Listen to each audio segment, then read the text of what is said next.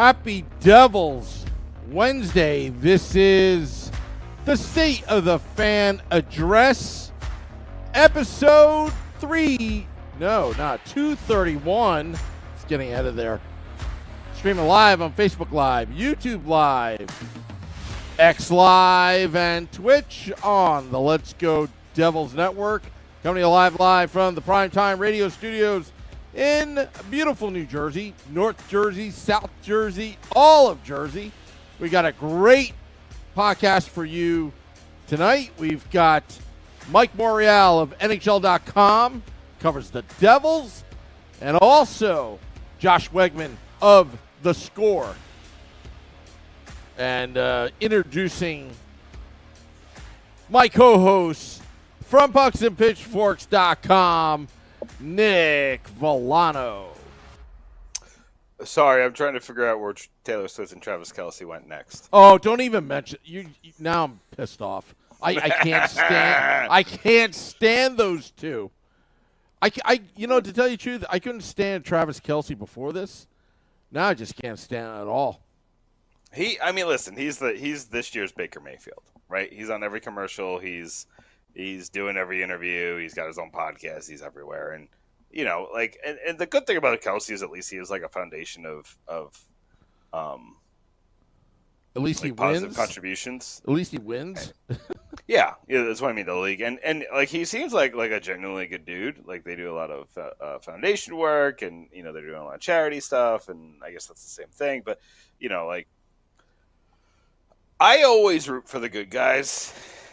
And, I feel like Travis, all celebrities, athletes, famous people are terrible to, some degree. Mm-hmm. But, he seems like he's, on the lower end of that. So, good for him. I hope he gets all the money in the world. I hope he does, too. By the way, I'm trying to fix Facebook Live. There's been a bug with Facebook Live for the last few weeks. I'm trying to fix that. But we are on X Live and YouTube Live as our Okay, we're calling it Twitter. We're not doing this X thing. We're not. Is this a protest? I'm vetoing this. Okay. All right, because I get messages from our listeners that we got to change that Twitter logo. Thank you. I appreciate that. That's thank you in sign language. Okay. All right. That's what I say. I say thank you to our listeners.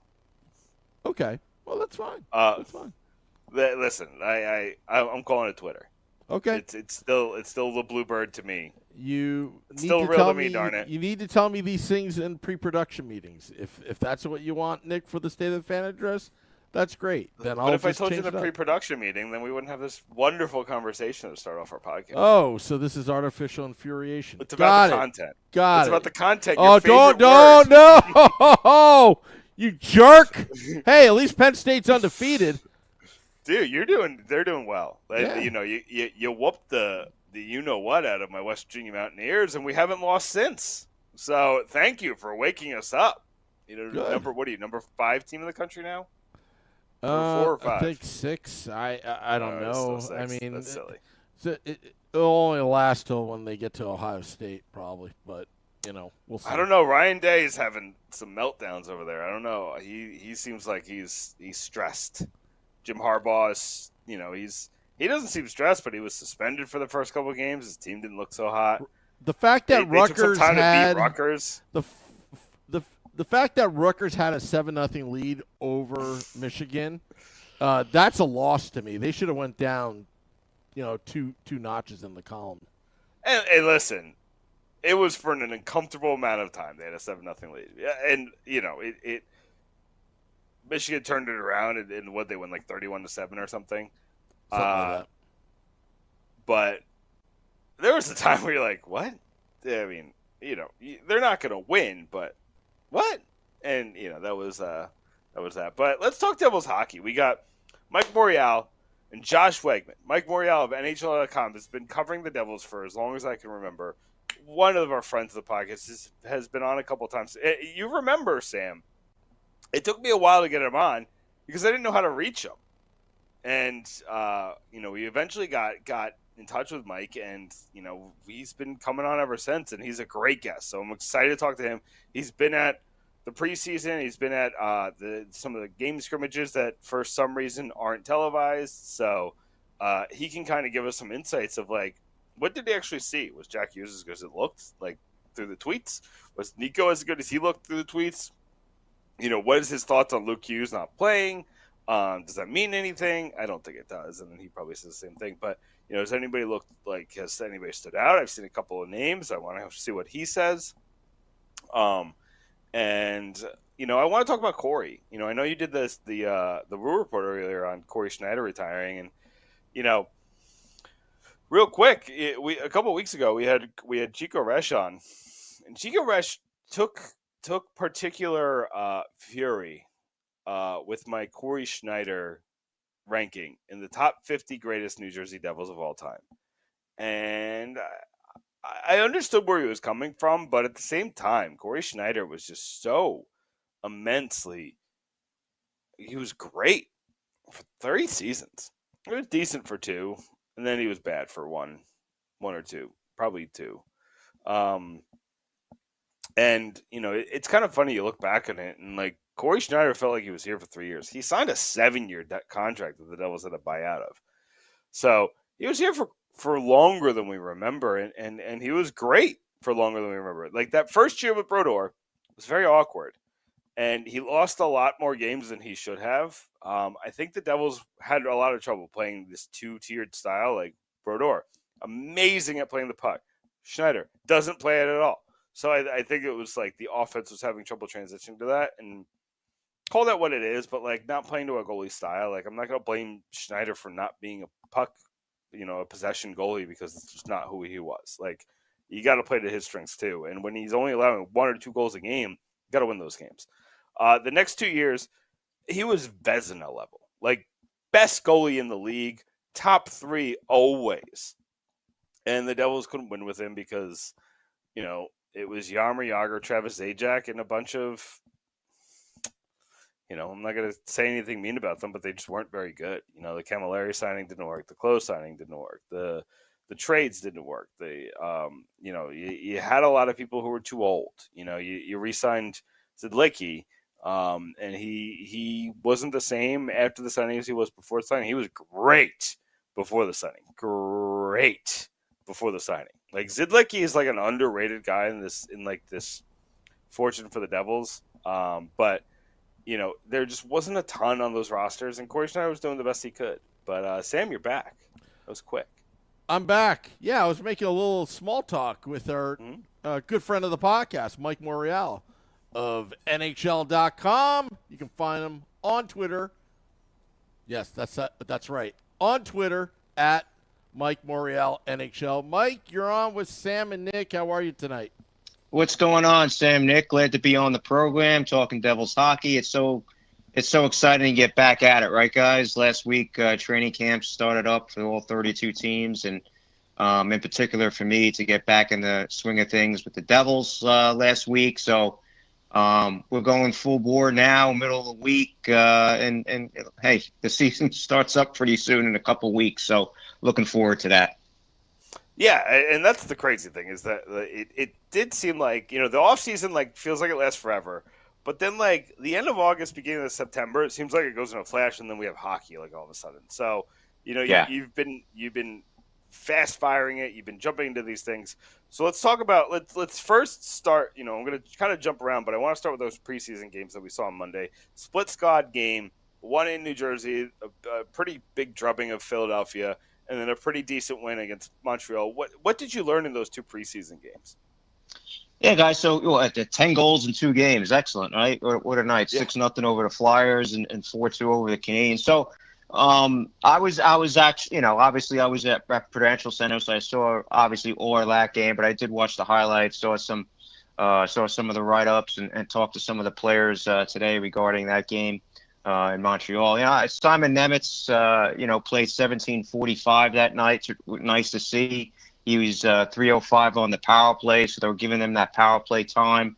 Had a goal, 3 shots for the Devils. So that was good to see. Simon Nemitz chip in like that. Obviously, Jack Hughes over in Montreal with the 3 points. He scored that amazing goal. It's going viral all over the place, and he did well in the faceoff circle too, guys. I'm sure you saw that. Yeah. He's been Huge. working on his faceoffs after every practice. He finished the game against Montreal over 50%, 7 for 13. So that's amazing to see. So. Obviously, everyone asks how in the world can Jack Hughes improve on what he did last year? Well, there you go. The face-off circle, I'm sure he'll be able to generate more offense in other ways or find ways to do so. But real good start for Jack in his first preseason game. And then the game against the Flyers, Jesper Bratt at 3-point night showcased that speed that we're all accustomed to on that line with Palat and Haula.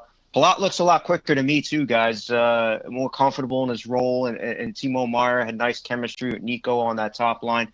One player, guys, I got to say that I was very impressed with, and one that's going to be, prodded at, and we're going to gauge where he's at almost every preseason game is Kevin Ball, because Kevin Ball is that player. I think we're going to be looking at for him to possibly take over the role that Ryan Graves played last year. So, he was great in this game. He's been great in camp. He's probably the Devils' most improved skater in training camp from what I've seen, particularly that edge work. He's confident in his own ends. I noticed there's no hesitation in taking the body. He's more active on the pinches with that ability to transition back when he needs to. Let's face it, 6'5", 230 pounds, needs to use that frame. And he did so on a few occasions. Mike McLeod looks great, guys. Real good speed with the puck. His handling, the skills are still there, shining through. Scored that breakaway goal. Seems to have,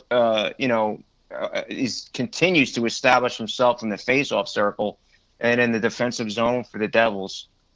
And then finally, I think everyone's wondering, what's in store for Alexander Holtz this year. The prospect the Devils drafted a couple of years ago. It's been slow moving for Alexander. It looked like he might get more than a cup of coffee last year, but they finally sent him back to the AHL. But he's exhibiting more confidence out there. I still need to see more, guys. It's kind of an incomplete for me through training camp. What makes Holtz special, of course, is that shot in his offense, and those are the strengths he'll have to show if he wants to make the jump. But he'll also have to play well in his own end and not make those blind passes in the neutral zone or blue line, because that's what drives Coach Lindy Ruff crazy. But as long as he plays with pace, and the skating has certainly improved from what I've seen this year, his defense, he's getting back and head is up, and he's doing the things he needs to do. So he just needs to do that with a little more continuity and a little more confidence. He's showing that confidence, but there's still some indecisiveness there. So right now, I think he's 50-50 or, maybe a 60-40 split on if he's going to make this team or not, because there are, obviously the Devils made some pickups in the offseason of players, and it's going to be difficult to make this lineup as a forward. But, we'll see how it goes at Holtz. I say incomplete on him. Let's check out a few more preseason games. I got to kind of ask this because, you're unique in the fact that you cover the Devils, but you also are very, in tune with prospects. And you cover prospects for NHL.com as well. So you followed Holtz pretty closely since probably a year before he was drafted. Did you expect this? Did you expect it to take this long to really see what he was going to do at the NHL level? Well, I guess I did think that he would have to either go back to Sweden or maybe play in the American Hockey League for a year and a half, 2 years.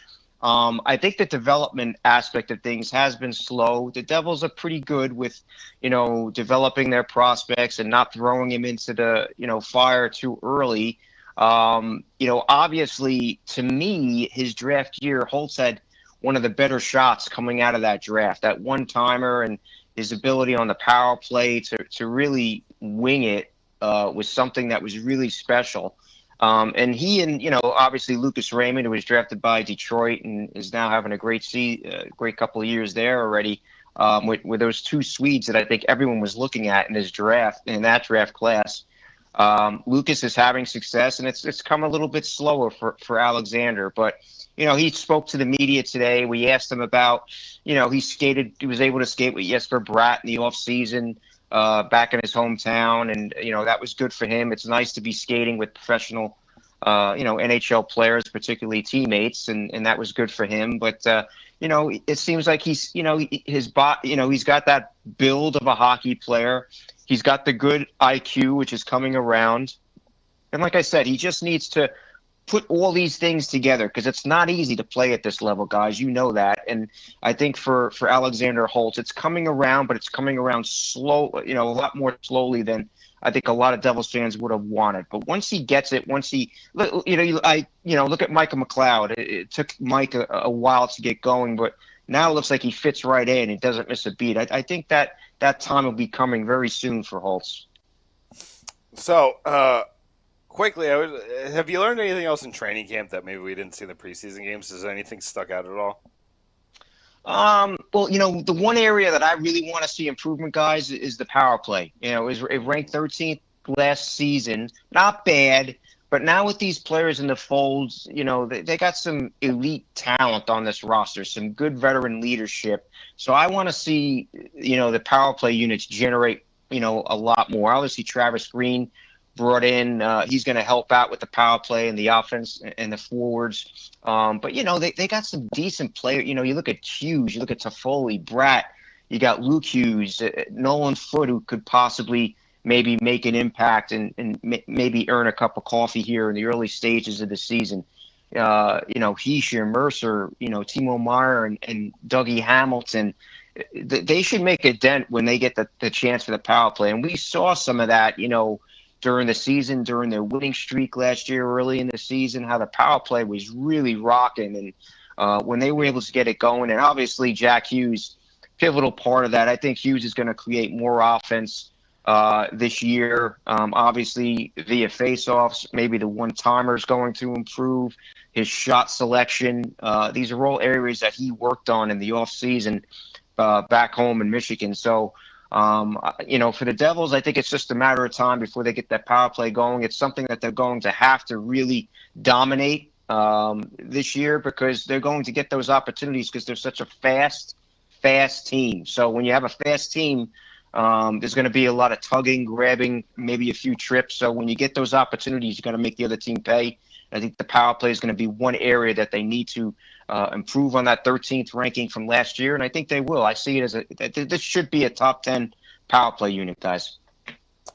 So I'm going to pivot because obviously Corey Schneider retired this week, and very Corey Schneider of him. He went to the Salem Morning News or something to announce it. It was it's very him, and I'm just curious what is your thoughts on his legacy? What kind of legacy is he going to leave behind here in New Jersey now that his career is officially over and we kind of have a full circle of like what he was? What do you think that legacy is for him in New Jersey? Yeah, that's a weird one. I it's hard to pin down. He's almost certainly the probably one. He's got to be top 5. He might be the second best goalie in franchise history for now. I mean, but he had some suspect stretches of goaltending with the Devils. He lost his confidence, but he always openly talked about it. I mean, that's the one thing, guys, I got to say, good or bad, win or lose, tough times, good times.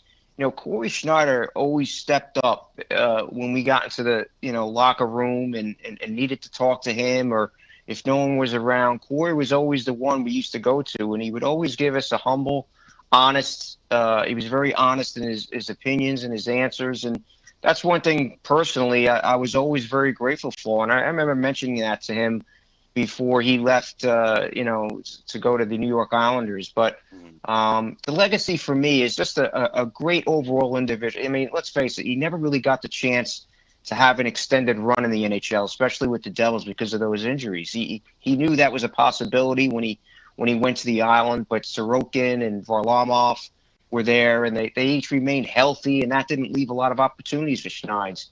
He said he had some, conversations with teams in Switzerland about playing there this season, but decided to retire in June. He didn't want to play in the American Hockey League, of course, and knew the NHL was going to be a long shot for him. So said the body just kind of said, that was enough. But I think, as far as legacies go, I really got to say, like, he was just a humble, what a work ethic on this guy. Even when he didn't have that starter's role, when he was number 3, maybe in the goalie rotation, he still acted and, with his teammates, spoke with his teammates, was joking around in the locker room.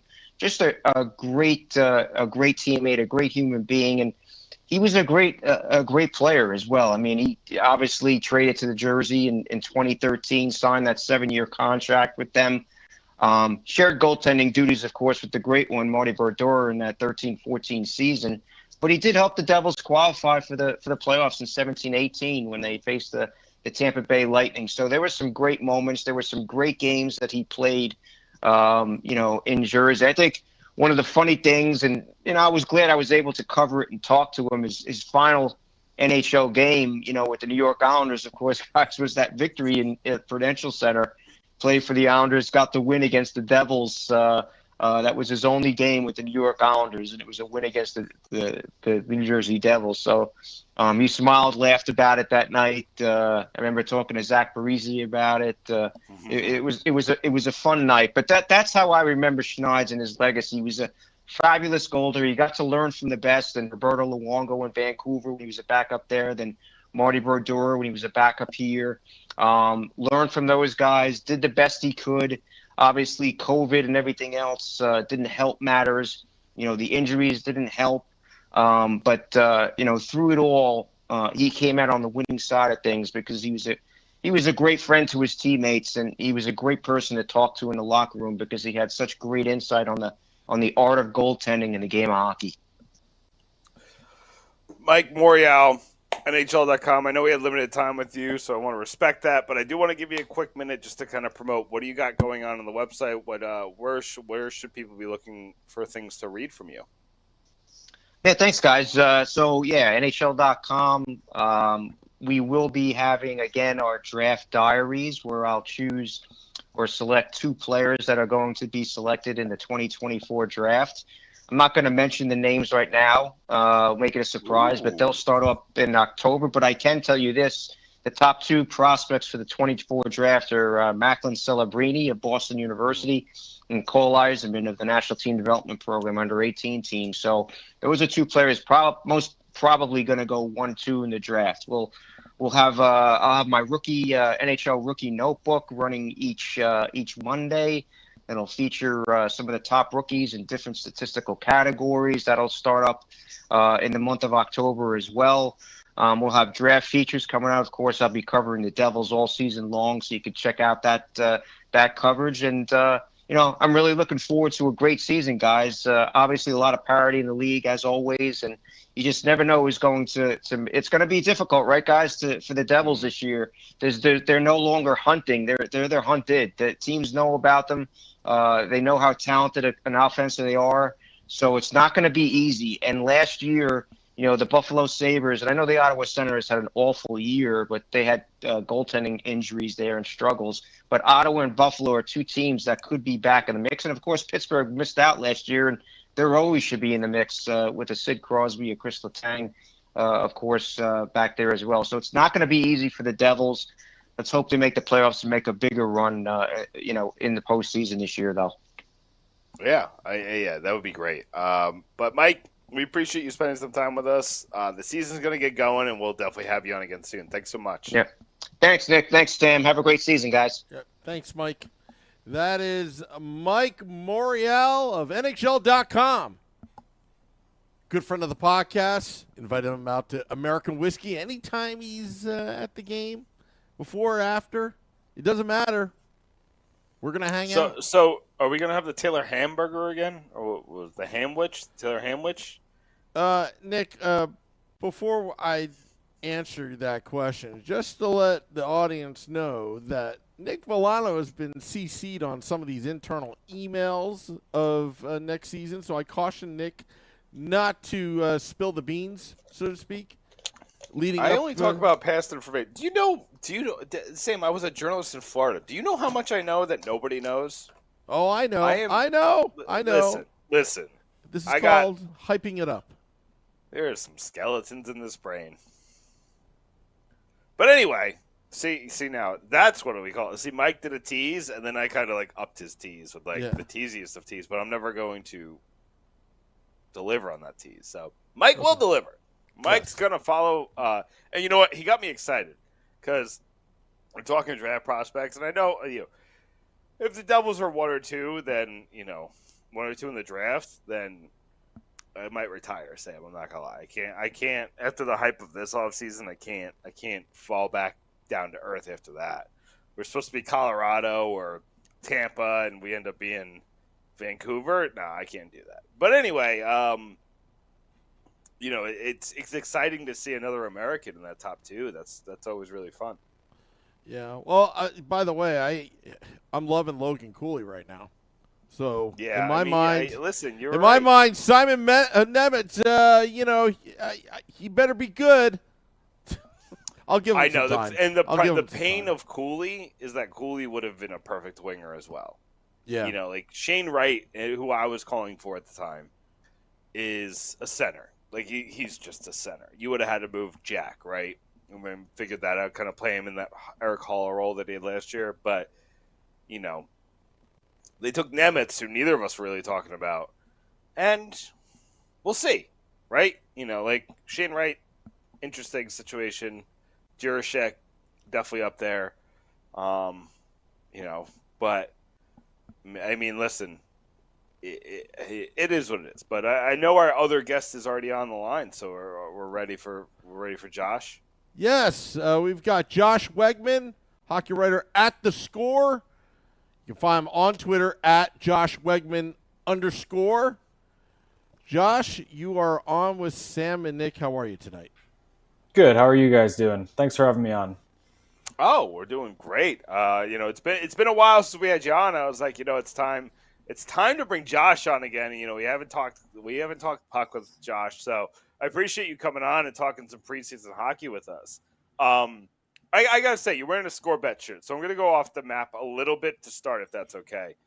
Are you into this? I see that the Twitter and the social media chatter is about getting the advantage with preseason hockey. Do you see that same thing? Is there an advantage in betting preseason hockey? There can be, I guess. I'm not involved too much on the betting side. I'm more so just on the content side. But we do have some really good betting writers at The Score. Actually, one of them, Todd Cordell, he's a big Devils fan too. So, I mean, if you're really following which teams are icing their A lineups and which teams aren't, I'm sure you can make a pretty good coin off it. But it's not really my personal area of expertise. So I don't want to give too much advice or anything. Yeah, no, yeah, and it's almost like it's like that GameStop thing where everybody was giving advice about stocks. It's like, let's you want to leave that to the experts. But I'll move to hockey, which you are an expert in. We brought you on because hockey as well as anybody out there. But I do want to start with kind of where we ended with Mike just a minute ago, is Corey Schneider and kind of the retirement. I know you did a little research to write the post on it just recently, and I'm curious because I asked this of Mike, and it's hard to kind of figure out. But I'm trying to what is the legacy of Corey Schneider? Now, this is a man who at one time had the greatest save percentage in league history. Obviously, those last few bad years kind of brought that down, a little bit closer to the pack. But this was a guy who was one of the best of his era. What do you think that prevailing legacy will be? Yeah, I think one of the best of his era is a good way to sum it up, but I would also say one of the most underrated.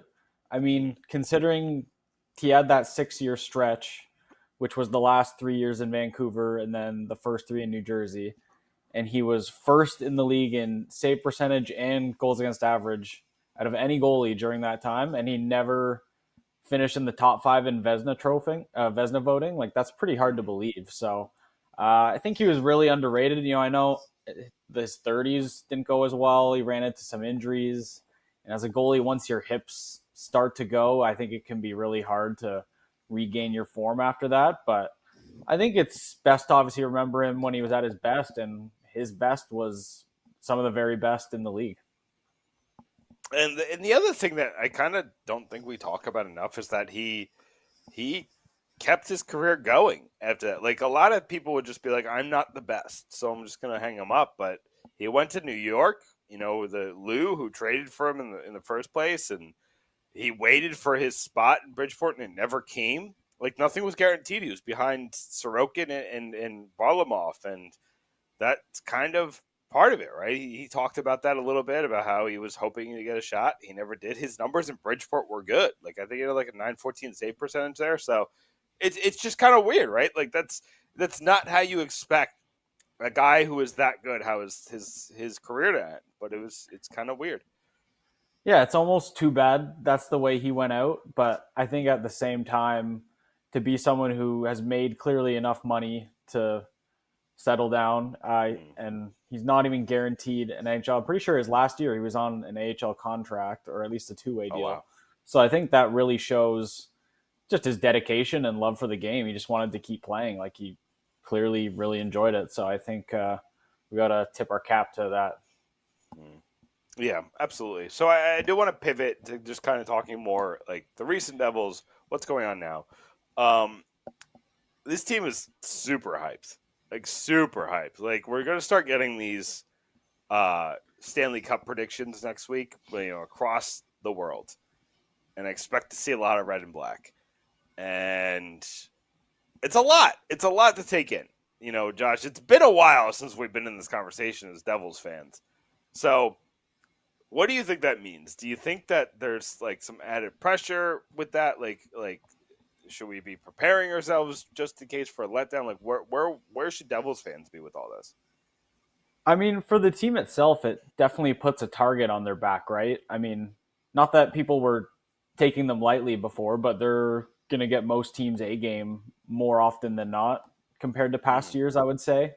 And that's going to be a bit of an adjustment maybe for some of the team's younger players who haven't been through that. But I think having some veterans, like Tyler Toffoli and Andre Palat, guys who have been on Stanley Cup winning teams and teams that had a lot of pressure, I think those two guys in particular are going to be very helpful to that young core this year and moving forward, just to help manage those expectations. And, they're all professional athletes. They know not to get too high or too low, but I think those two veterans in particular are going to play big roles in keeping everyone level-headed. All right. Well, I'm sure you're going to kind of look at like the landscape. Everybody likes to make like future predictions. Do you see this as a cup contender? Is this a team you're considering as like one of your cup picks? I don't know if you make official picks, but is this like, is this a team you're considering as like one of the teams that can lift the Stanley Cup or might be your top pick? Like, where are you with this? So we do make staff picks at the Score for, Stanley Cup, Conn Smythe, MVP, all the awards, all that stuff. I think we're publishing it like just before the start of the season, so I won't reveal my official pick yet, but I do absolutely think the Devils are a legitimate Stanley Cup contender, and I think they should be considered as such. I mean, just top to bottom, obviously they're just so good. The firepower and the speed up front. They have forward depth. I mean, like I was talking about Palat. I know he might be a little bit past his peak, but that's a guy who's a third liner right now with Paula and other guys. Like, I just really love their depth and speed up front. And then on the back end, they got guys who can not only really move the puck, but they have a lot of length, which I feel like, everyone can talk about size, but in the playoffs, it matters. And, when you have guys like Dougie Hamilton, who are 6'6", and Siegenthaler's a big guy, Kevin Ball's obviously massive. Even Luke Hughes, he's way bigger than Jack and Quinn. Got all the height in that family, apparently. Wild how genetics works. Yeah. And I think even Marino plays bigger than his size. He's just so solid defensively. So I absolutely think it's fair to label them one of the top 5 teams in the NHL. So I am a little concerned. I'll say this because, and maybe it's just because I haven't been here, right? I've been writing exclusively about the Devils for so my first season was 2017-18. So if we do the math here, is this my 7th season? Whatever it is, 7th or 8th season. So this is a lot. And I have one good season of covering the Devils exclusively, and then they were bad every year after it. So, and even that one season that they were good, they weren't Stanley Cup contenders. Right? Not a lot of people were talking about the Devils that season. Taylor Hall just went insane mode and took them to the playoffs. So, I'm having trouble landing the plane in my brain saying you are, you root for, you're covering, or whatever, however you want to like conceptualize it, a Stanley Cup contender. So, you've been watching a lot of these teams. You followed the Colorados, you followed the Tampa Bays, you followed, the Kings before them and the Chicago Blackhawks before them. Do you think that this is like how it works? Like, is there? I mean, it's worked that way for the Kings and for the Blackhawks, where it's like a ton of years of bad, right? And then you have this one decent season. For the Devils, it was a little bit more than previous. But do you see them following the same formula as these teams that have built consistent winners? I honestly really do. And the thing is, and I guess this is like some wisdom for Devils fans this year, is like this team's window is just so wide open for probably the next decade. So, even if they have a really good regular season and say they face plant in the playoffs and say they do something like Tampa did right before they went to 3 straight cups, where they have this historic regular season and then get swept by an 8 seed. Obviously you don't want that to happen, but man, because just with Hughes, Heischer, all these guys are so young. They have everyone locked up. And I mean, that Hughes contract is just crazy good value. Same with the Heischer deal. Like even the Dougie Hamilton deal, the Meyer deal. So even if they don't get it done this year, I just think they have so much runway. And with enough experience, you would hope they get it done. I mean, hey, it doesn't always happen. I mean, the Leafs are in year 7 of the Matthews, Marner, Nylander era, and they're still looking to really make that leap and get it done in the playoffs. So, but I think this Devils team is built so right too. They have the pieces up front, and again, they have more coming. They still have one of the best prospect pools in the league. Nemitz probably isn't going to play this year, or at least if there's no injuries, he probably won't. He might earn his way up, but they still have guys coming through the system. So, I think just the window is so open. So just enjoy it. And even if it doesn't work out in the end, I mean, this team just has so much promise. So you recently talked about like you're picking awards. I know I'm not going to make you reveal anything. Don't worry. But the one that I'm like, because every year I write players who could win awards, and it's usually like in good fun because like the Devils have never been this good, right? So like talking about Norris and talking about Calder and talking about Selke is all, there's a little bit of jovialness in it a little bit. But this year, like, you legitimately had to be like, well, Nico could win this Selke, right? Like, he was second last year. He's the odds-on favorite on sportsbooks. Dougie Hamilton got Norris votes. I think Lindy was second and Jack Adams. So those are obvious. Like, those can happen. The odds makers have made that point. The one I want to ask you about is the Hart and Jack Hughes. Because there's a lot of storylines that go into the Hart most seasons, but some seasons it's just a dominant performance like Connor McDavid last year. So do you think with the hype, with the, where like Jack Hughes' ceiling is, which is probably like 105 to 115 points, like somewhere in there. I don't think he's a 150-point player. Like, I'm just being realistic. I don't think he's like, he has Connor McDavid God mode in him. But do you think that he could do enough to win the Hart this year, knowing that they've already made that surprise playoff run? I absolutely think he could, and I would say he has about just as good as any chance of winning the Hart as all those guys after McDavid. Like, I think he has just as good of a chance as McKinnon or Matthews or Draisaitl. Like, I really do. It's going to take McDavid to play like an actual human being and not a cyborg, but but I think it's definitely possible, man. Jack is that good. Like, I know you're the 105 to 115, maybe that's right, but I wouldn't be totally shocked if he got like 120, 130. You know, I mean, Wow.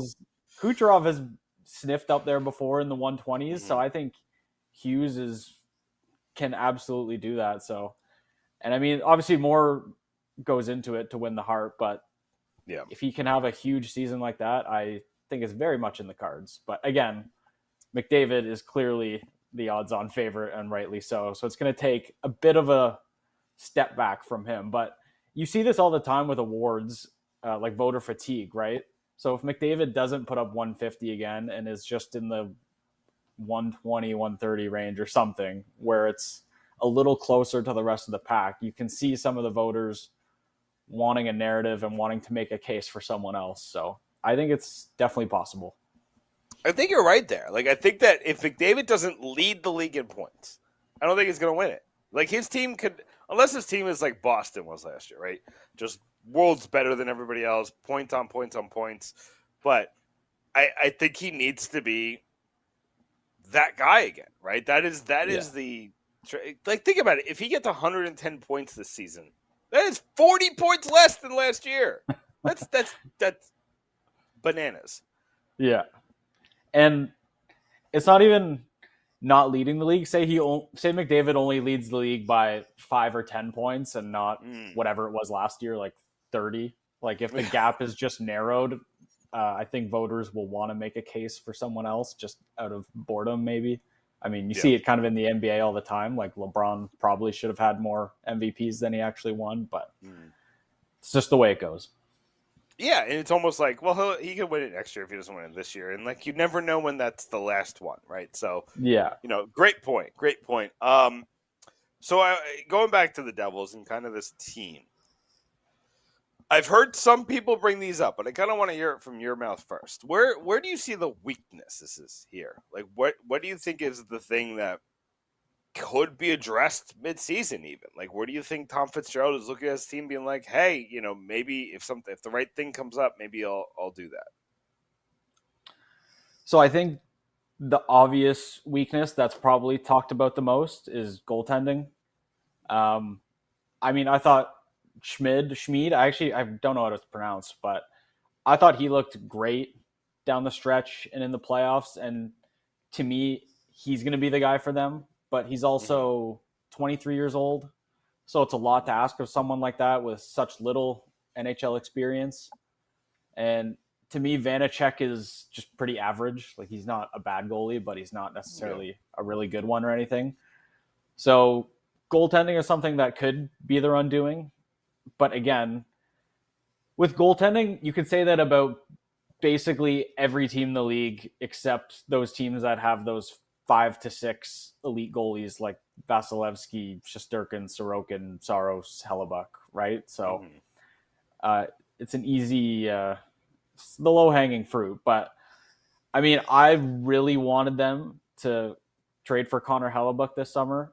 I know maybe Hellebuck wasn't as available as people like me maybe expected he would be. I thought Winnipeg would be more willing to trade some of those guys in their last year, but they're sort of seeing things through. But I mean, if say Schmid takes a bit of a step back and Vanacek is just his sort of average self and the Jets fall out of the playoff picture, I would love to see them go after Hellebuck, even if it's just as a rental, because let's be real, that I think he's about 30. He's probably going to want a huge extension. And I mean, as we were talking about with Corey Schneider, those big extensions for goalies going into the back half of your career don't always age well. But, even if it's just a rental, like you saw with Colorado getting Kemper and winning a cup, I think Hellebuck would be awesome for them. But again, that's a tough trade to make midseason. It's a big cap hit, right?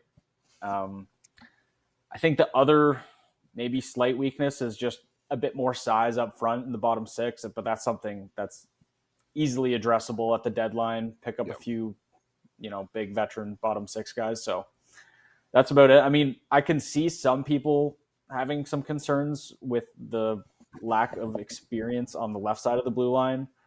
But to me, Luke Hughes is just such a stud, and I think he's going to be everything you want him to be from day one. He just looks so good.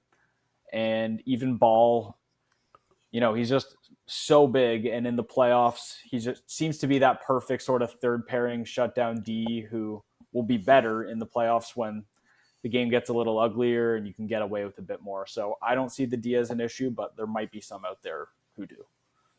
Yeah, I mean, and the thing about the D is, and you brought this up, there's like some depth there, and like Simon Nemitz, the second overall pick from I think it was 2 years ago now, or last year's second overall pick. I could see him coming in and playing in the playoffs, right? Like I see him playing most of the year in the AHL and then kind of carving out a role. There's a couple other guys on the right side that you can bring in for the playoffs, but you got Colin Miller, you got a couple others to pair with Kevin Ball. And what Kevin Ball will do is his physicality will take the focus away from a player like Nemitz, who has an offensive mentality and he can make a play. And the same thing is going to go for I'm assuming they're going to match Luke Hughes with John Marino, and his physicality and his defensive play style. He's not as physical as Ball, but his defensive play style is going to take the focus away because you got to figure out how to get past him. While you're doing that, Luke Hughes is taking the puck and going the other way, right? So I've never been that worried about the defense, but I've been wrong before, and Josh will be wrong again. I'm sure we all will be. But I really appreciate you coming on. I do want to give you a minute just to kind of promote what you're doing. You got a lot going on at the Score. You're writing a lot of breaking news, but you're also doing some like more feature pieces. What do you got going on the Score right now? We are just pumping out a lot of season preview content right now. So every day there's at least, one or two season preview type of pieces. On Sunday, we have our fantasy hockey draft kit coming out with rankings and everything. So if you're big into the fantasy hockey, I would stay tuned for that. But yeah, that's about it. You can follow me on Twitter at @JoshWegman_, as you can see on the bottom of the page there. Yeah, thanks for having me on, though, guys. I really appreciate it. Yeah, Josh, we're definitely going to have you on again. We love talking to you. We love talking puck with you. So Josh Wegman, hockey writer at The Score. If you're not reading his stuff, he's always on top of the news. He's always putting out some good content. Josh, we really appreciate you coming on. We'll have you on again soon. Thanks, guys. Take care. Thanks, Josh. Very well done, Nick. I'm going to say, working at like 55% today. I think people are starting to hear it. That's why I'm just going to address it. I got one of those daycare sicknesses from my nephews. Not even from my son.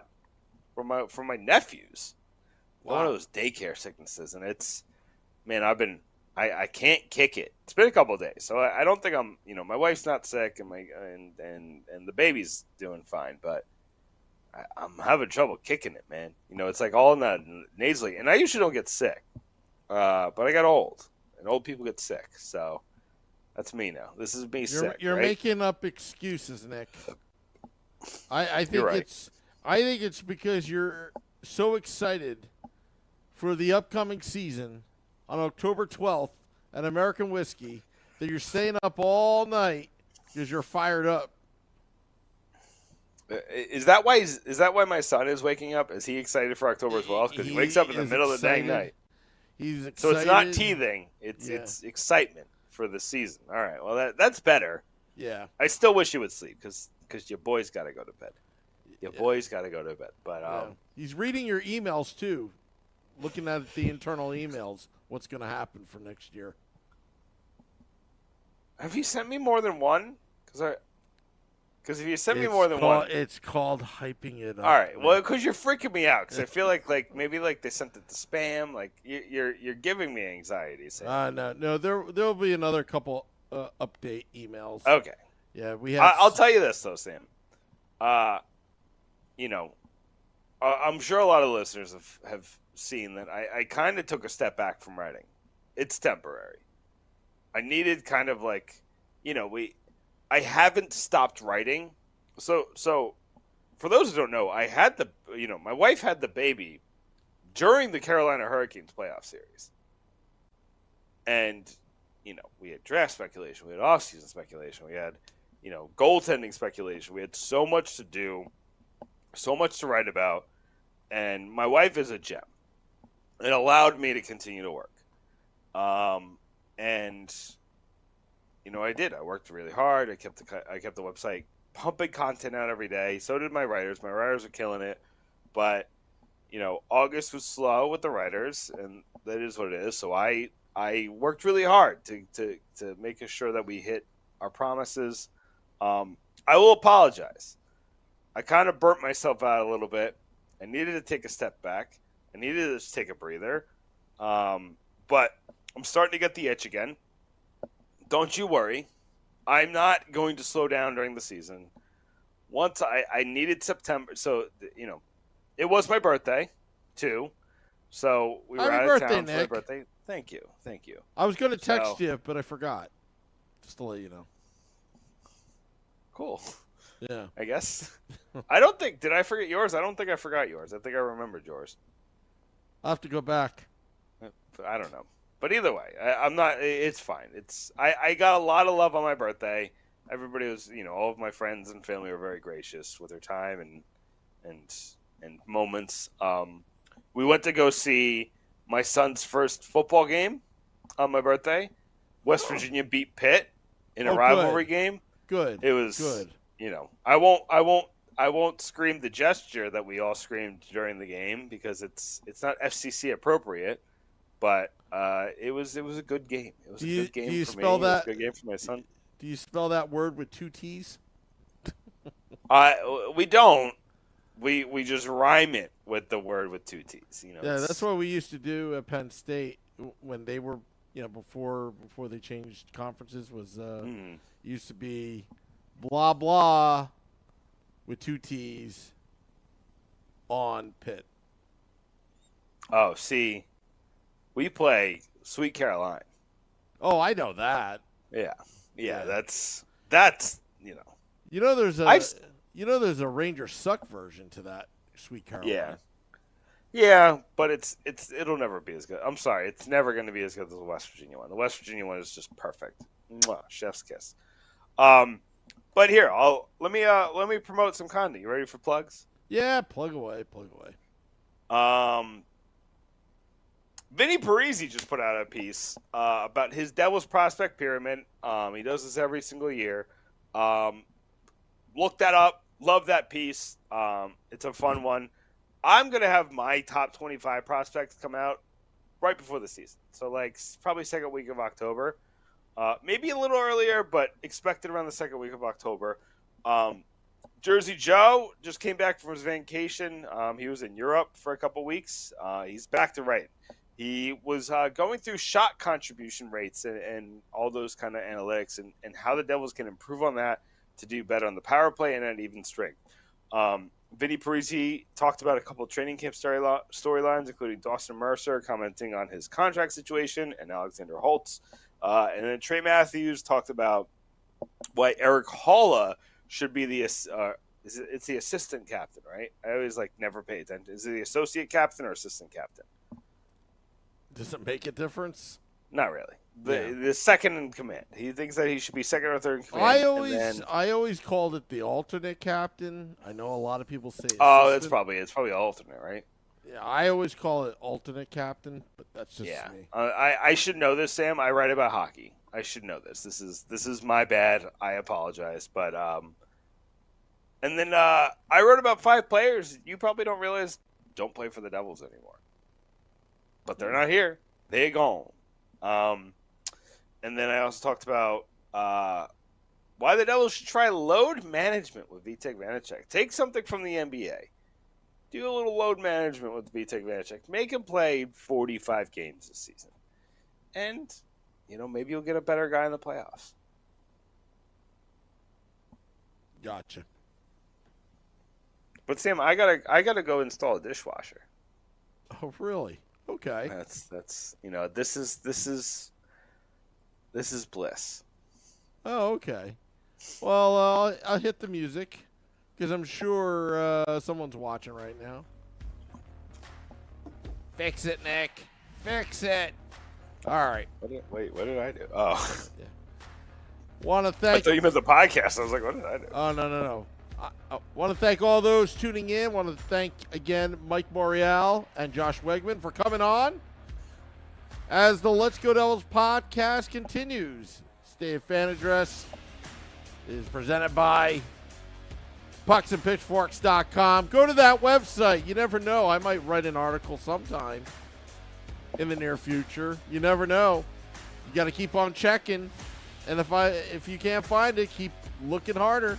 You'll find it. Alrighty. I'll see you later.